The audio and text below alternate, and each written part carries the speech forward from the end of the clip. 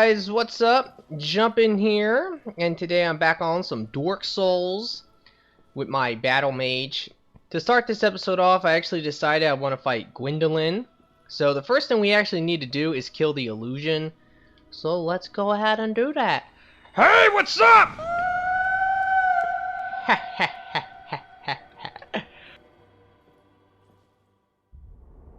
Thou that tarnisheth the godmother's image, I am Gwendolyn. And thy transgression shall not go unpunished. Thou shalt perish in the twilight of Londo. Alright, so that was Gwendolyn, and now Londo is dark. Now, the reason why it becomes dark after you kill the illusion is, well, that's an illusion. It's not real. And this is really what Londo looks like, because the fire is fading, and yeah, the age of dark is coming. And the sister, she's been gone for a long time. Like, that's basically a part of the story. She left Londo years and years ago, and I guess nobody really knows what happened to her. Maybe they'll mention her, or she'll make an appearance somewhere in Dark Souls 2. At least that's what I would imagine. They might do something like that. It'd be cool if they do.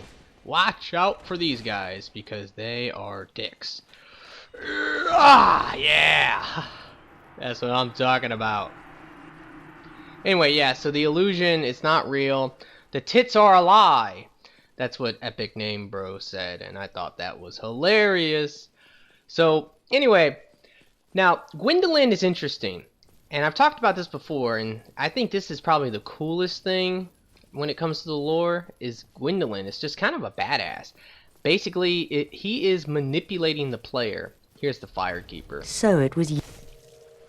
Ow! Ooh, Darkmoon Blade. Die! But how? This must... Oops, I skipped the dialogue. Sorry, guys, but it's nothing important. She just talks about Master Gwendolyn. The Firekeeper knows that this is all fake. A lot of people, they think that the Silver Knights, they might not know. Because the Silver Knights disappear, though, and the Giants disappear, so are they lies? Oh, actually, I need to take this thing down one level so we can get to Darkmoon Tomb to fight Gwendolyn. Yeah, but Gwendolyn is like a mastermind. Him and Framp, I think Framp is the serpent that is at Firelink. They're like in cahoots. Like, they want the Age of Fire to continue, so they're trying to manipulate you into sacrificing yourself. See, the thing about this game that's super cool is that there is no such thing as really a good ending. Both endings are kind of bad. I mean, when you think about this ending, the lighting the fire one, you're sacrificing yourself and you're being, like, manipulated by Gwendolyn and Framp. So that's kind of stupid and messed up. Like, I don't want to do that. I don't want to look like a fool. The other ending is that you become like the dark ruler, and the whole world is going to become dark, and the age of men is going to start. So that sounds kind of messed up, like, ugh, I'm gonna basically be God. Like, I definitely would rather choose that than sacrificing myself and looking like an idiot. So like I said, there really is no such thing as like a good or bad ending. It's really up to you to decide which one is better for you, and I really like what they did with that. Because most people think lighting the bonfire is the good one, and the Age of Darkness is the bad one, but it's kind of, well, it's not the opposite, it's just, they're both bad. It's weird. Alright, now, Gwendolyn is a transvestite, and I mean, he is a total tranny. He even has tits. That's something that most players don't know, but if you get close enough to Gwendolyn, if you take a real close look, he has tits. Like, he's a total tranny.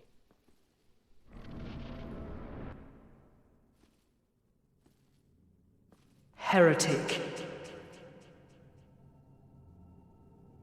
First thou offendeth the godmother, and now thou see fit to trample upon the tomb of the great lord. I am the dark sun, Gwendolyn. Let the atonement for thy felonies commenceth. Well, alrighty. Now, let me go ahead and buff. I almost forgot. Don't hit me with any crap. Oh, actually, this fight is actually really easy, guys. So a lot of people have trouble with the fight, but to be quite honest, it's really, really easy. The only thing you need to watch out for is like the magic, when she shoots like a lot of different like magic orbs. Not the big one, but the small ones, because they will like destroy you. All right, I called it a she. It's a he. My bad. I even still to this day get confused. Alright, there it is. That's the magic orbs that will come at you. You need to stay behind the wall to basically totally avoid them. And yes, Gwendolyn is a Nazi and will spam that attack. The bow is the best attack to run forward against, because as long as she just moves to the side, he'll always miss. Yeah, look, he has tits. You see that? I don't know if you could see that or not, but... Alright. But like I said, the actual fight is super easy. That big magic ball that comes at you, that's actually a really that's a really easy attack to avoid. Ugh. But it can pierce through the walls. Ow! You bitch! No, no, no, no! Ah! Asshole. Now it is actually possible to, you know, people think that this goes on forever and ever, but that's actually not the case. Leave me alone. Got my ninja flips. Alright, shoot that bow at me, please. Urgh. Come on, shoot the bow! Urgh. Oh, you're dead now. No, no, no, no. Ow! You bitch! Die! Oh, heretic, swathed in dark, an eternal curse upon thee. Yeah, shut up. Alright, now, Darkmoon Tomb is actually the tomb of Gwyn.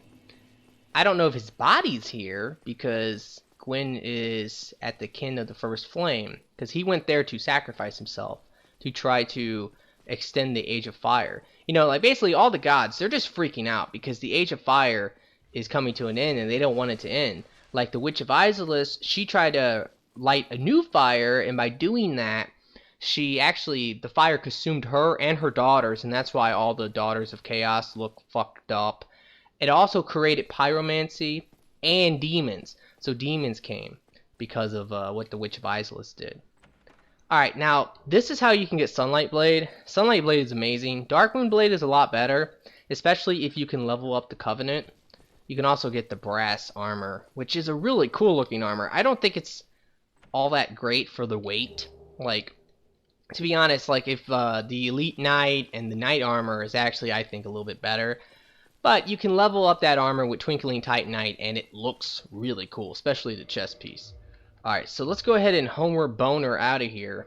Yeah. Anyway, like I was saying, so Sunlight Blade's great.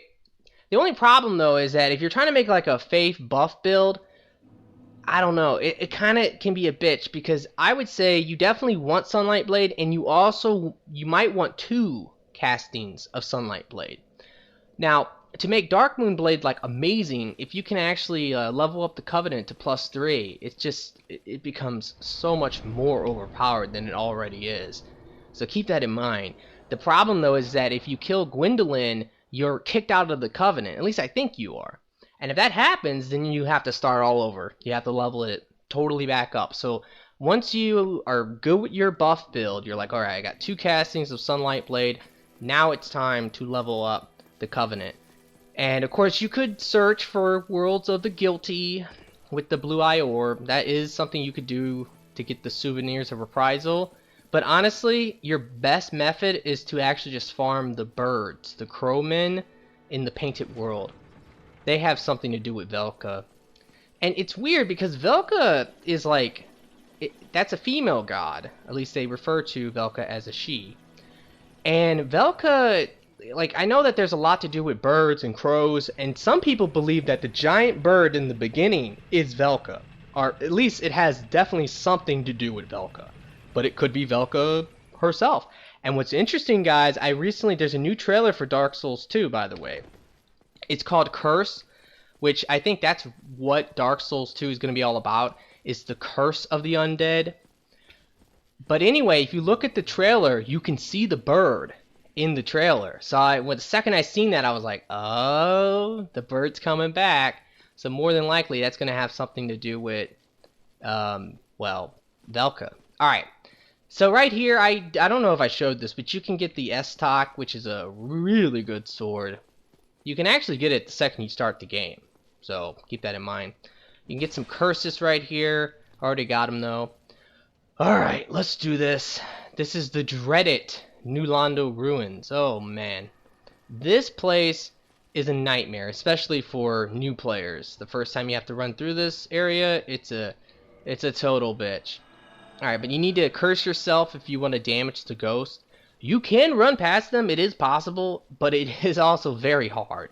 I have to be honest, it's kind of a bitch. You have to kind of know like the timings, and if you get cornered by these things, they will destroy you. It doesn't matter how strong you are, because they will stun lock you, and they will just stab you over and over again.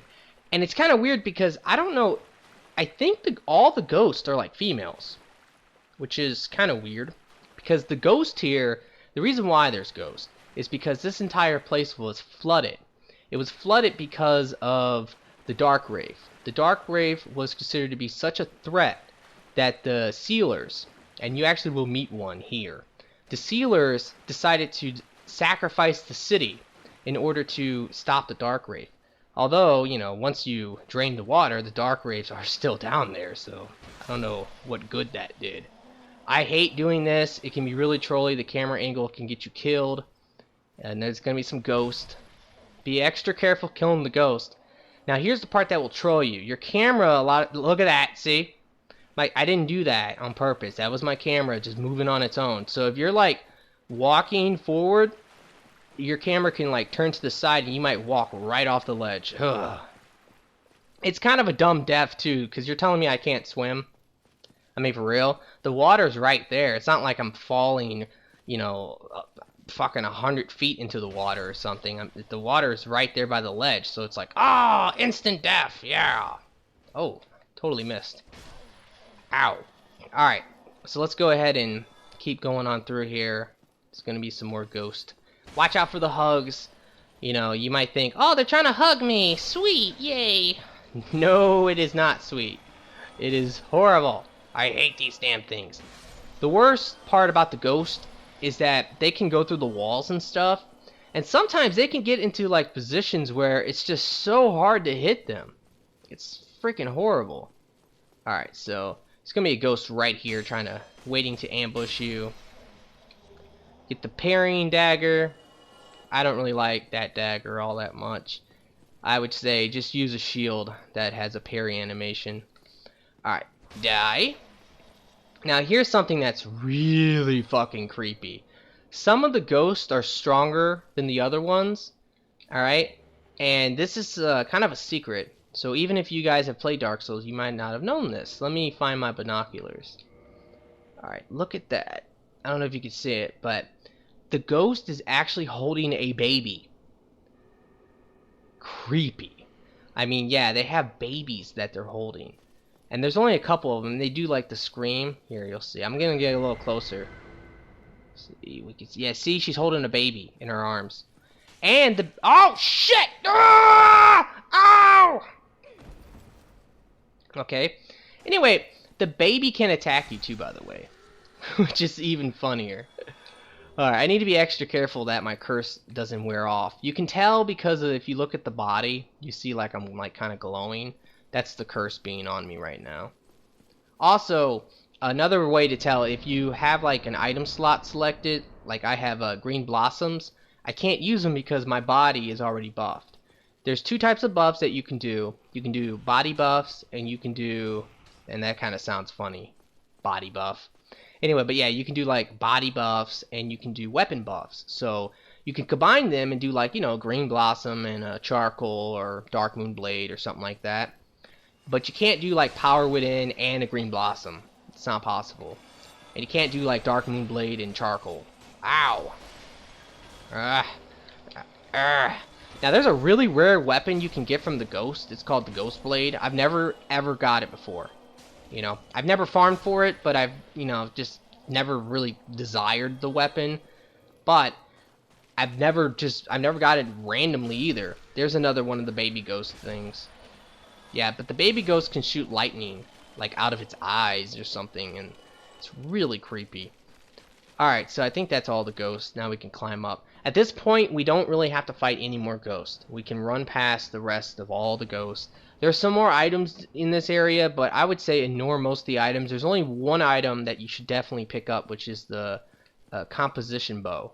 Alright, now here's one of the sealers, and I think he does talk about the city itself and the Four Kings. Well, this is a surprise. I get few visitors, save for ghosts. You have the Lord Vessel. Very impressive. I know exactly what your intentions are.